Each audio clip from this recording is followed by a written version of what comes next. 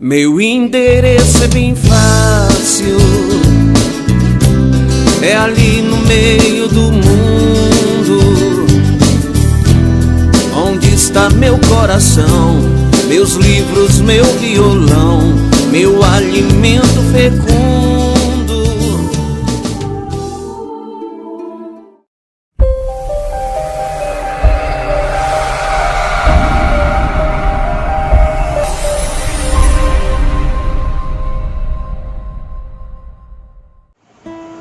Meu nome é Paulo Tarso Silva Barros. Eu uso o nome literário Paulo Tarso Barros.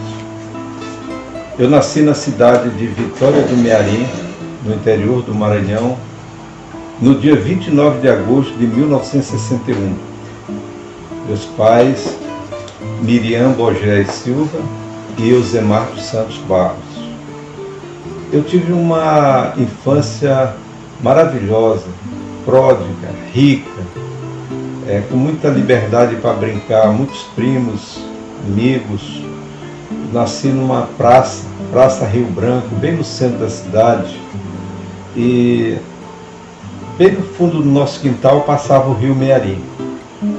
Foi fonte das nossas brincadeiras, pescarias, e que me possibilitou muitos momentos de lazer, de diversão. Então eu acho que a minha infância tem tudo a ver com aquilo que eu sou hoje.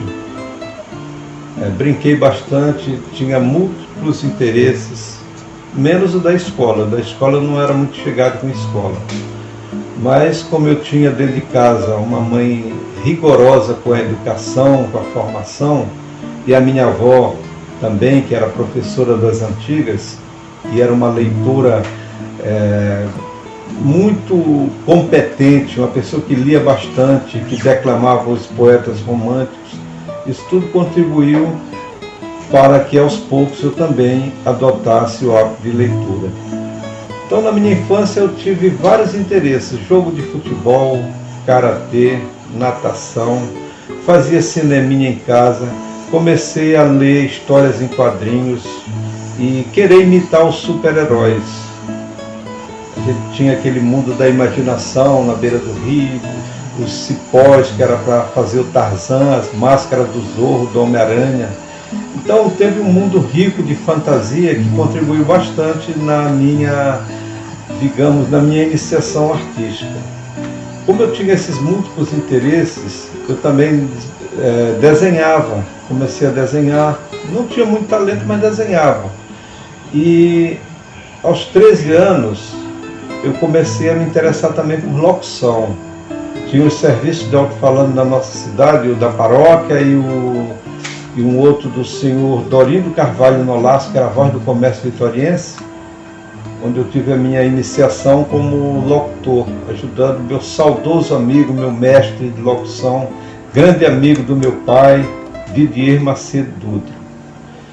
Então eu tive todo esse know-how na infância para ir adquirindo experiência, vivência de um mundo maravilhoso que depois despontou na literatura. E também aos 13, 14 anos, eu era um aluno relapso e houve uma reprovação. Eu estudava no Colégio Nossa Senhora de Nazaré e eu fui reprovado. Isso me abriu, me despertou o interesse de superar isso. E eu comecei a ler por minha conta. E a leitura me abriu todas as portas que você possa imaginar. Eu melhorei o desempenho na escola, menos em matemática, que não era meu forte, nunca foi. Mas eu comecei a ter um desempenho muito melhor na escola, comecei a me interessar por aprender a escrever, a redigir. E os livros me levaram a isso. Como disse o grande Moacir Sclia, escrever uma sequela do ato de ler. E perto da minha casa tinha uma biblioteca do senhor Lobato Martins, André Lobato Martins, que era um advogado provisionado, rábula. Ele não era formado, mas ele tinha uma biblioteca muito grande, ele lia bastante, escrevia, e foi a minha iniciação assim, nos bons livros, né? Principalmente os clássicos. Eu lembro de autores que eu li muito jovem, como Machado de Assis, José de Alencar, Humberto Campos, pensadores como Voltaire, li livros de Victor Hugo, revistas de seleções, um monte de coisas que na minha idade, no interior, pouquíssimos. Acho que 2 ou 3 pessoas só fizeram isso lá na minha cidade. E logo o meu grande amigo Washington Cantanhede, Marcel Cantanhede, que hoje é meu confrade de academia e fundou 2 academias de letras, o poeta Arimatea Coelho, que é meu primo, o artista plástico Ayrton Marinho, que fez a capa deste livro aqui, O Benzedor de Espingarda. Então, na minha família, né, algumas pessoas com esses dons artísticos, amigos, me impulsionaram também. A minha vivência com a literatura, como eu mencionei anteriormente, começou de 13, 14 anos. Eu comecei a me interessar por escrever e era muita dificuldade, porque, como eu mencionei também, eu era um péssimo aluno e eu tive que ler bastante para aprender a escrever. E eu tinha foco nisso, eu fazia cópias de textos inteiros. Eu lia alto, eu ia para o quintal, lá em casa tinha um quintal muito grande, eu ia com os livros lá para o quintal e lia bem alto, porque eu queria também ser locutor, queria fazer um monte de coisas ao mesmo tempo, queria fazer cinema, fazer filme, sem ter máquina, sem ter nada, mas nós fizemos teatro, eu ainda cheguei a produzir 2 ou 3 peças de teatro que a gente apresentava no salão paroquial, e fazia os textos datilografados, cópias por carbono, né? Depois que meu tio, que era dono do cartório, comprou uma máquina que ele chamava fotocópia, né? E aí que dava para a gente tirar algumas cópias dessas peças pequenas e que tinha que passar pelo crivo do Padre Sérgio.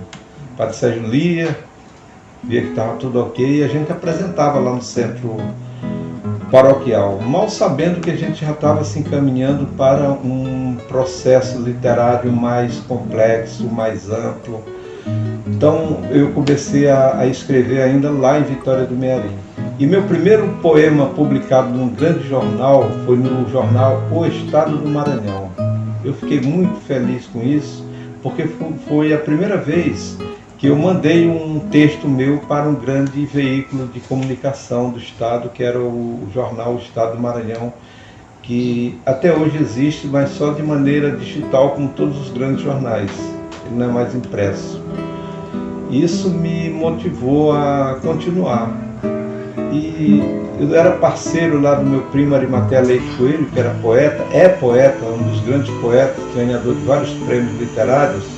E ele também me incentivava e me corrigia algumas coisas, me dava dicas de leitura. E assim eu fui caminhando, né? Mas eu só vim publicar o primeiro livro aqui em Macapá. Eu já trouxe os originais, os manuscritos que a gente chamava, né? Que eram feitos na máquina de escrever e à mão. Quando eu vim para Macapá em 1980, eu larguei lá no Maranhão meu curso pedagógico, magistério, estava no 2º, ia fazer o 3º ano, larguei um emprego, meu irmão morava aqui em Macapá e eu resolvi vir para cá. Larguei tudo lá e vim embora para cá, mas trouxe meus livrinhos. E só fui conseguir publicar o primeiro livro em 86. Esse aqui foi um dos primeiros, foi publicado aqui, que é o Poemas de Aço. E depois o outro livro, também publicado no mesmo ano, que não está aqui, que é o No Dentro de Mim, que foi feito numa tipografia. Eu mandei imprimir lá no interior do Maranhão, numa tipografia. Eu tinha vontade de fazer um livro tipograficamente, né? Já havia offset, claro, mas eu queria essa experiência. E o Poema de Aço foi lançado aqui na Escola Valquíria Lima e eu tive o privilégio de contar com a presença do Fernando Canto, de Nar Lima, Dias Araújo, o professor Armindo Souza e outras pessoas mais, né? O Haroldo Pedrosa, muita gente foi lá prestigiar. Eu tinha 20 anos nessa época, estava bem jovem ainda, entusiasmado com a literatura. E nessa época, eu lembro que pouca gente publicava livros aqui no Amapá. Quando eu cheguei aqui nos anos 80, era 2 lançamentos de livros por ano, o que felizmente já mudou. Então, dos outros meus livros, a partir daí eu passei um bom intervalo de tempo sem publicar. E depois eu publiquei O Existencial do Pássaro Migratório, não sei se ele está aqui, Canção numa Hora de Encontros e Desencontros, O Devaneio Certo do Poeta, Inventário das Buscas. Eu publiquei lá 4 livrinhos, são livros pequenos, coletâneas de poemas. E em 1998 eu publiquei esse aqui, O Benzedor de Espingarda, que foi o livro que me deu mais visibilidade, que é uma coletânea de contos. Esse livro, ele teve uma repercussão que eu não esperava, apesar de ser o meu livro preferido. Ele foi usado várias vezes em vestibulares, como leituras obrigatórias, eu não gosto desse nome, né?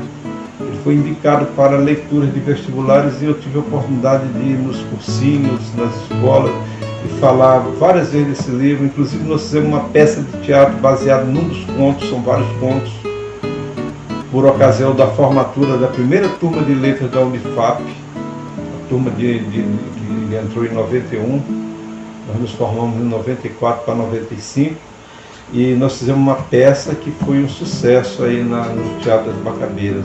Nós, os próprios alunos, né, fizemos a encenação da peça.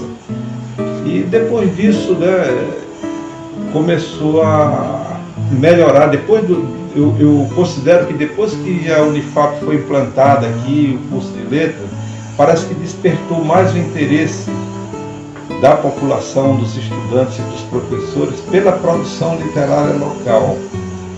E nós estivemos presentes nisso, eu, Pastana, Ricardo, Leão Zaguri, Joseli Dias, Herbert Emanuel, uma turma aí. Começamos a participar do movimento literário aqui nos anos 90, através da Associação Amapaense de Escritores. Foi criado o primeiro Festival Amapaense de Poesia no Teatro das Bacabeiras.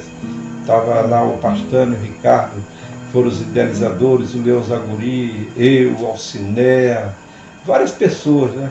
E o festival foi um sucesso, o teatro lotou nos 3 dias. E posteriormente nós publicamos um livrinho com os melhores poemas. Então a minha vida sempre foi ligada a esse movimento literário, a esse protagonismo, a essas atividades, principalmente divulgando a literatura. Eu costumo dizer que eu tenho uma participação modesta, mas que eu considero importante na produção literária amapaense. Certo?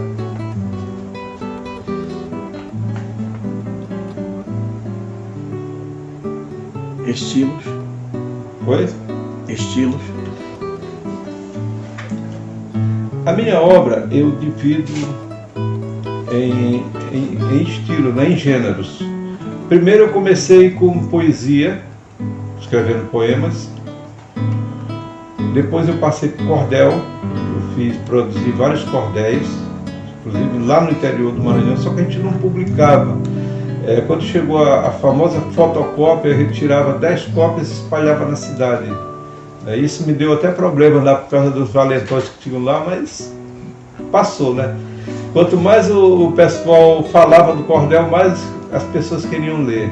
E eu tenho um best-seller cordel, por incrível que pareça, que é Sogra na Vida da Gente, um cordel muito pequeno, muito infame, que eu costumo dizer, que é Sogra na Vida da Gente, que eu fiz várias edições desse cordel.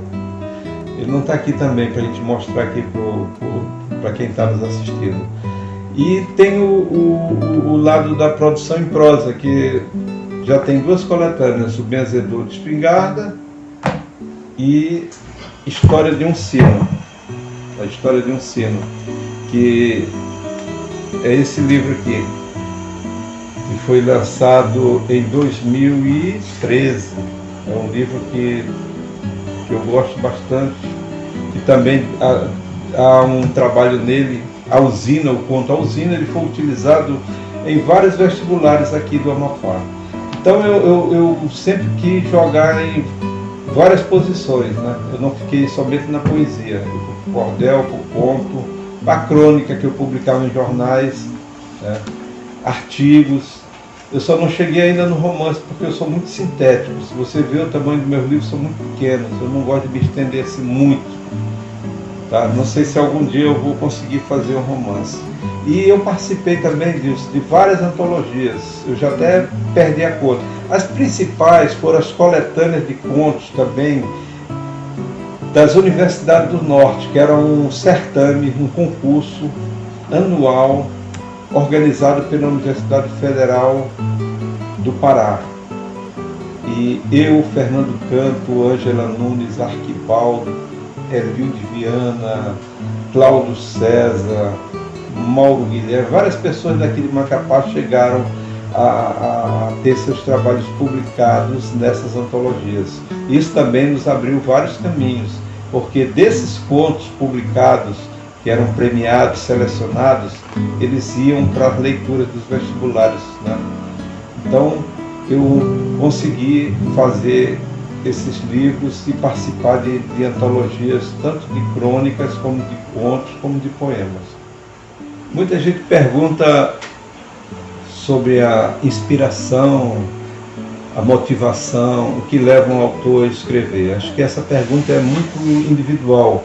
Várias pessoas têm motivações diferentes.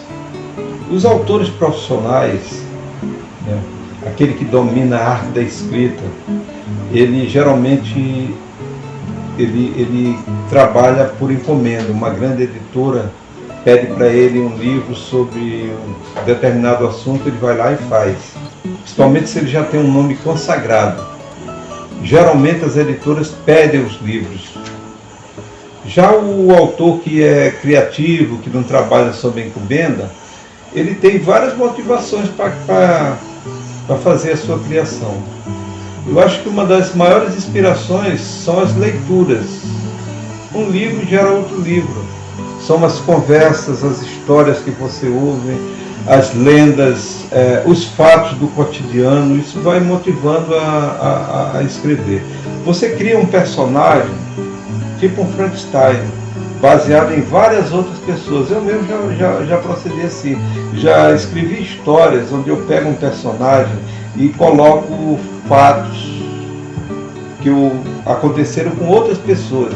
E a gente chega a montar esse personagem. Diferente da história real, que você tem que se ater aos fatos, na ficção você tem essa liberdade, na poesia, que se chama liberdade poética. Então, a minha principal fonte de inspiração na poesia são as lembranças da infância. Eu tive uma infância muito boa, que até hoje ela repercute na minha obra. Assim como você percebe na literatura universal, muitos escritores vão lá em busca desse tempo perdido, né? Que é o nome de uma série de livros do francês, né, Marcel Proust, que é Em Busca do Tempo Perdido. E a maioria dos escritores faz isso, ele vai lá para o passado dele, aquelas experiências marcantes da vida dele, ou alegres ou tristes, e consegue transmutar isso em literatura, em texto poético, prosa, o que quer que seja seu estilo. Eu costumo dizer que a maior fonte de inspiração é a minha infância. Meus amigos, minha família, minhas brincadeiras, as lembranças que eu tenho daquilo que eu vivenciei, daquilo que eu testemunhei. Então isso aí eu consegui transpor para os meus livros de alguma maneira. Eu consegui, essa experiência de vida me deu esse suporte para escrever, para produzir literatura. Às vezes um fato que não foi muito agradável, a gente consegue diluir isso, consegue absorver, consegue entender quando você coloca isso num papel. É até uma maneira de você extravasar, de você se libertar de algumas lembranças. Pessoas da família. Na minha família, eu falei anteriormente, o Arimatea Coelho foi um grande poeta. Meu irmão, que é músico, compositor, escreve também, só que ele nunca quis publicar nada. Primos meus que escrevem, que são poetas. No passado também músicos e pessoas que escreveram, jornalistas. Então sempre teve alguém com esse viés de arte na minha família. E a minha avó, que foi a minha maior mentora, porque ela me incentivou o hábito de leitura, e ela dizia que não entendia por que as pessoas deixavam de ler e de ter o mundo aos seus pés, de viajar o mundo inteiro sem sair de casa. Então ela, quando ela lia aqueles livros, ela falava com tanto entusiasmo que eu comecei a me interessar. Então essas pessoas foram fundamentais na minha vida, são fundamentais até hoje, né? Embora algumas já tenham partido, mas fica o exemplo, fica a memória, essa memória boa, essa memória que rende esses frutos maravilhosos. Como eu vejo a produção literária no Amapá hoje, eu vejo com muita alegria. Quando eu cheguei aqui, bem jovem ainda, cheio de projetos literários, atrás de gráficas, de editoras. Não tinha editoras, não, mas tinha algumas gráficas aí, principalmente a imprensa oficial, a Gráfica São José. E quem é escritor vive atrás dessas coisas, querendo publicar livro de qualquer maneira. Uma das minhas, eu digo sorte, foi sorte minha não ter publicado alguns livros meus quando eu era inexperiente, que eu poderia até me arrepender. Eu acho que eu publiquei na hora certa, no lugar certo, na hora certa. Por exemplo, meus 2 primeiros livros, eles chegaram à mão de um dos grandes críticos literários do Maranhão. Ele não me conhecia, ele conheceu minha obra. E ele escreveu 2 artigos num dos maiores jornais que tem lá no Maranhão. E isso também me incentivou, me deu ânimo para prosseguir. E também foi bem recebido aqui no Amapá pelo Fernando Canto, por outros escritores, Hélio Penafó, a turma. Porque na época que eu cheguei aqui, quase não tinha produção literária. Nós ouvíamos falar de Alceu Araújo, de Arthur Nélio Marinho, professor Araci Montalverne, o Cordeiro Gomes e outros mais, né?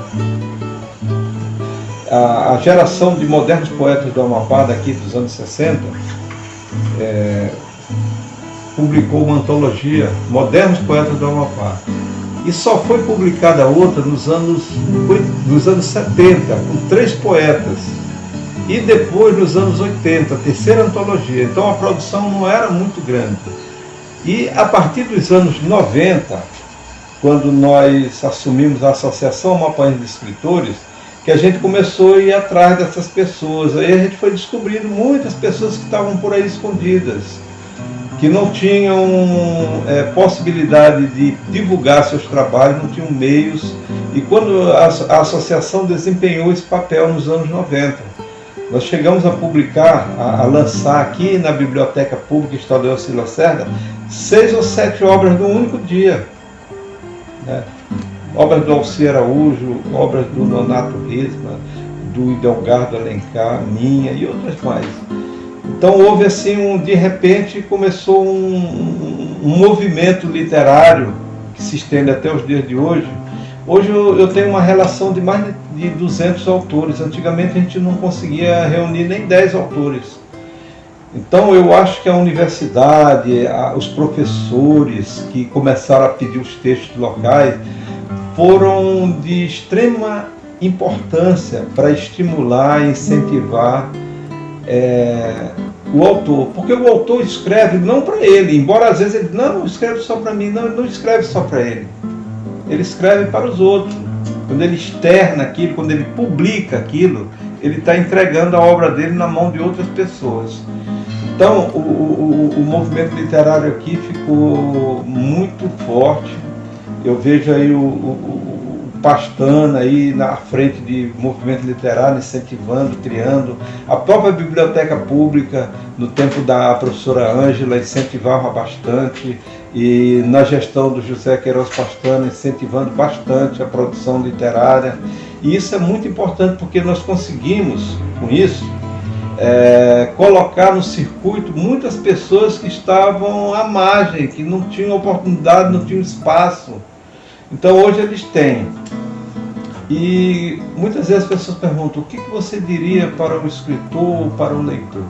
Para o escritor, tem um grande caminho para ele, que é o caminho que todo deve seguir, que é o caminho da leitura. A leitura crítica, a leitura feita de maneira consistente, criteriosa. Você lendo, você vai descobrindo os vários estilos, os vários gêneros, e você vai absorvendo conhecimento, vai entendendo os meandros da linguagem, né? Porque muita gente diz assim: eu não conheço língua portuguesa. Mas se você lê e fazer o que o escritor deve fazer, que é escrever todo dia, você vai aprender. Você não vê um jogador que não treina. O jogador tem que estar treinando, mesmo os maiores craques do mundo. Então o escritor é a mesma coisa. Ele tem que estar escrevendo, de preferência, todos os dias. Não interessa se ele vai publicar ou não. Ele não pode ficar parado esperando anos e anos para produzir um livro. Porque tem muita gente que diz: eu estou pensando em escrever um livro. Não existe o verbo pensar, tem um verbo escrever. É um verbo de ação. Então o conselho que eu dou é esse: é muita leitura, conhecimento do vocabulário da língua portuguesa, conhecimento das regras básicas da língua portuguesa, né? Você não vai decorar a gramática, não tem essa utopia de decorar a gramática. Você pode até decorar, mas o melhor método é escrever, observar o estilo dos escritores, como é que eles escrevem, como é que eles se expressam, evitar a linguagem comum, aqueles clichês, aquelas coisas já muito usadas, tentar ser criativo na linguagem, tá? E a leitura possibilita essa experiência. É isso que eu recomendo.